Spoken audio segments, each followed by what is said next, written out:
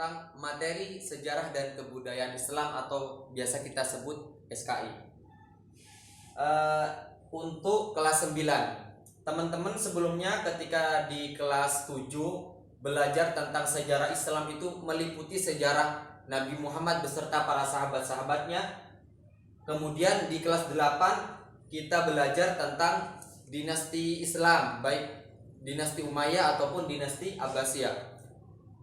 Nah, di kelas 9 ini kita akan mempelajari sejarah Islam yang ada di negara kita sendiri, yakni di Indonesia, mulai masuknya Islam sampai kemudian perkembangannya. Islam itu muncul memang di Arab, di kota Mekah lebih tepatnya. Kemudian ketika masa sahabat berkembang ke beberapa negara yang ada di Jazirah Arab, kemudian masuk ke dinasti-dinasti. Islam tidak hanya berada di Jazirah Arab, tapi kemudian Persia, Turki, dan lain sebagainya. Dan pada abad ke-7 itu kemudian sampai ke negara kita, bumi Nusantara. Dan yang akan kita bahas untuk materi awal ini yakni tentang macam-macam jalur masuknya Islam ke Nusantara. Macam-macam jalur masuknya Islam ke Nusantara itu setidak-tidaknya ada beberapa cara. Yang pertama, perdagangan.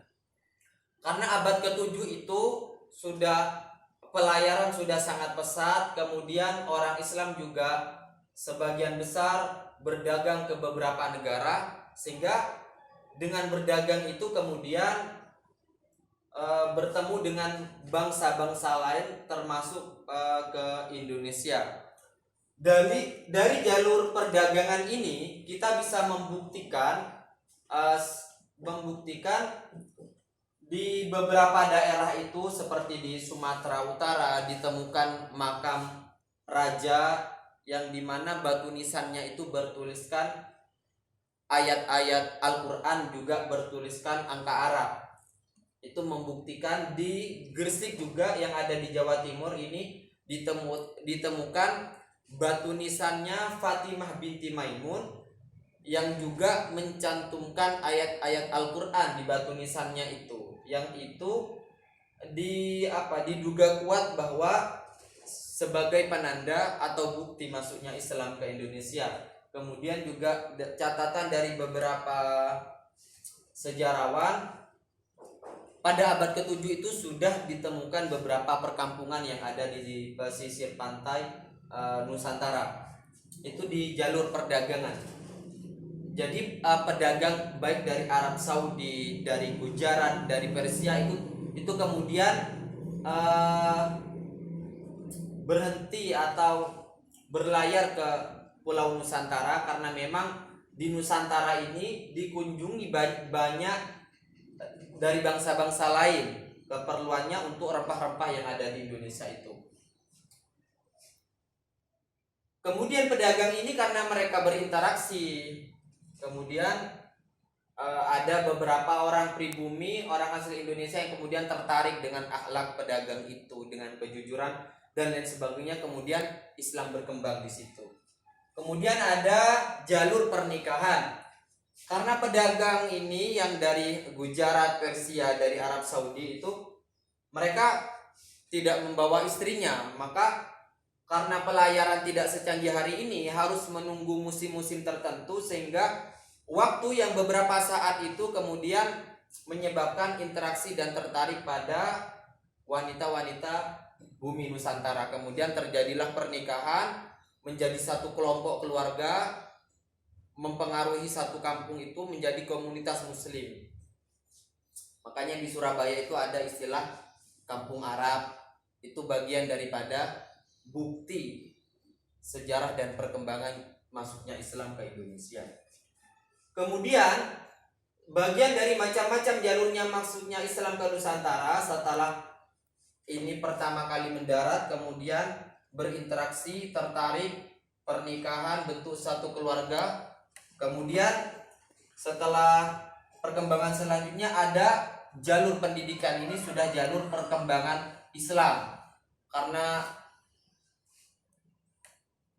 jadi adanya pesantren itu merupakan bukti masuknya Islam ke Indonesia karena sistem pendidikan yang awal itu sebelumnya bukan pendidikan semacam SMP, SMA, SD yang berkelas-kelas itu, tapi pendidikan yang lebih tua itu adalah pendidikan pesantren. Pesantren itu kemudian dai-dai yang dari luar itu atau semacam wali songo itu, penyebar Islam itu membentuk pesantren.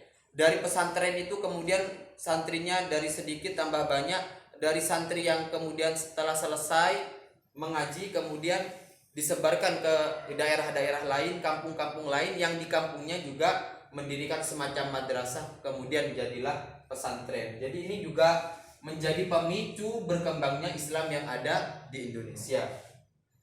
Kemudian selain dari jalur pendidikan, edukasi ataupun untuk mempengaruhi masyarakat pribumi, masyarakat Nusantara juga melalui kesenian. Seni pertunjukan wayang kulit semisal. Jadi Islam itu tidak hanya disampaikan di pondok pesantren atau tidak hanya diceramahkan di acara-acara tertentu, tapi seni pertunjukan semacam wayang kulit ini juga menjadi bagian daripada cara mubaligh atau dai-dai untuk menyampaikan Islam. Seperti halnya ada salah satu dari tokoh Wali Songo, nanti ada babnya sendiri, itu membuat pertunjukan wayang kulit. Kemudian tiket untuk masuk ke wayang kulit itu apa? Tidak lain adalah asyhadu an la ilaha illallah wa asyhadu anna Muhammadur Rasulullah. Wayang kulit ini dulunya memang sangat digandrungi oleh masyarakat pribumi, sehingga dengan pendekatan semacam itu orang pribumi, orang Indonesia secara mudah untuk bisa masuk Islam, termasuk musik-musik, kaligrafi segala macam itu bernafaskan Islam.